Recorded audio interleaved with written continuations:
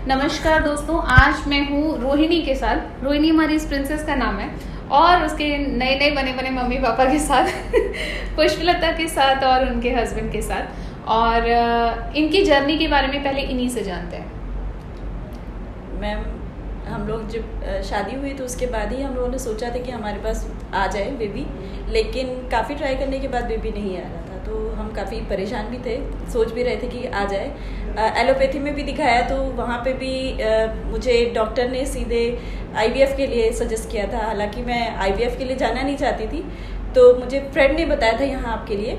तो उसके बाद फिर मैं यहाँ आई और उसके बाद मेरे बेबी आ गया।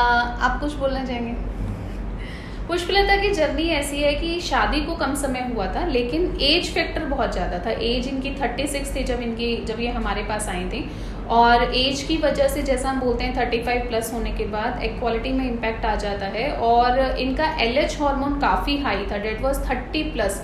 तो जो फर्स्ट डे पे ही हमने कंसिडर किया था कि ये काफ़ी कॉम्प्रोमाइज कंडीशन है। और जिनके लास्ट फॉलिकुलर्स हुए थे उसमें इनकी लाइनिंग काफ़ी कम आती थी, मतलब पीरियड के 20वें दिन पे भी गर्भाशय की परत 5.1 mm है, जो कि LH हार्मोन का एक बहुत कॉमन साइड इफेक्ट देखने को मिलता है। साइकिल्स भी कम आती थी उसी की वजह से। तो सबसे पहले हमने उसी को टारगेट किया, बट क्योंकि एज जो थी वो ज़्यादा थी तो हम नहीं चाहते थे ट्यूबल फैक्टर में कुछ मिसिंग हो जाए, इसलिए हमने ट्यूब्स चेक किया। तो एक ट्यूब में थोड़ा सा स्पेलेज कम था, उसके अकॉर्डिंग हमने ट्रीटमेंट प्लान किया। एग क्वालिटी के लिए हमने ट्रीटमेंट प्लान किया, पंचकर्मा प्लान किया 2 महीना। उसके बाद हमने 5-6 मंथ्स ट्राई किया, लेकिन कंसेप्शन नहीं हुआ। फिर हमने ब्लड फ्लोज इवेल्युएट किए, तो हमें पता चला कि गर्भाशय के अंदर खून का बहाव बहुत अच्छा नहीं है, और उसकी वजह से हम इतना सब अच्छा करने के बाद भी कंसेप्शन अचीव नहीं कर पा रहे हैं। फिर हमने ब्लड फ्लोज को रिकवर किया 2 महीने में, और उसके बाद जब हमने प्रेगनेंसी प्लान किया तो हमें कंसेप्शन जो है वो हो गया, और हमारी प्रेगनेंसी एकदम हेल्दी रही। और हमारे पास रोहिणी जो है वो गॉड गिफ्ट बन के आ गई। प्यार से गिल्लू बोलते हैं हम इसे घर में। तो इनफर्टिलिटी एज के साथ डेफिनेटली मैटर करती है, उसकी वजह से बहुत बार होती है। और एग क्वालिटी बहुत ज़्यादा कॉम्प्रोमाइज़ हो जाती है। कुछ केसेस में बिल्कुल फ़र्क नहीं पड़ता 36-37 एज का, लेकिन कभी कभी बहुत स्ट्रांगली इम्पैक्टफुल होती है। तो जो ये हार्मोन प्रोफाइल है ये उसको समझने में बहुत मदद करता है। लॉन्ग विद डैट जब फॉलिकल कराते हैं तो वो भी बहुत हेल्प करता है। तो ये सारा इवेल्युएशन करके और आप सही तरीके से ट्रीटमेंट करते हैं तो हमें रिजल्ट्स मिल जाते हैं। पेशेंट सपोर्ट बहुत ज़रूरी होता है, स्पेशली जब एज फैक्टर रहता है। अगर ये हमें सपोर्ट नहीं करते और 2-3 महीने के बाद ही कहीं और चले जाते तो शायद हम ये सारी चीज़ें इवेल्युएट नहीं करते और ये जर्नी लंबी चली जाती।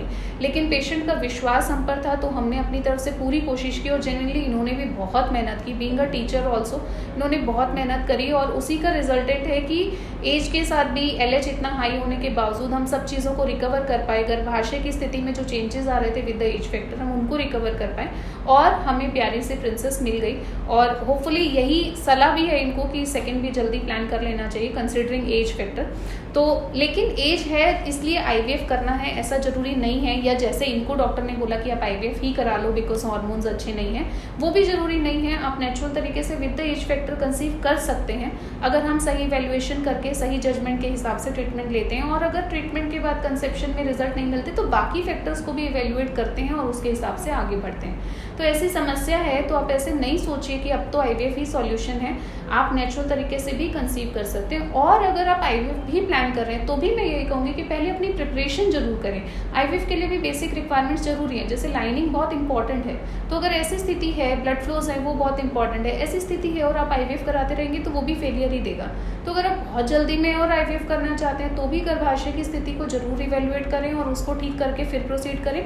Otherwise natural is the best way, natural तरीके से कंसीव हो सकता है। तो मेरा ओपिनियन ये है कि आपको वही रास्ता चुनना चाहिए, वही आपके लिए बेहतर है। और आयुर्वेद आपको उसमें बहुत अच्छे से मदद करता है। आयुर्वेद है तो एज फैक्टर के साथ भी हेल्दी प्रेगनेंसी संभव है।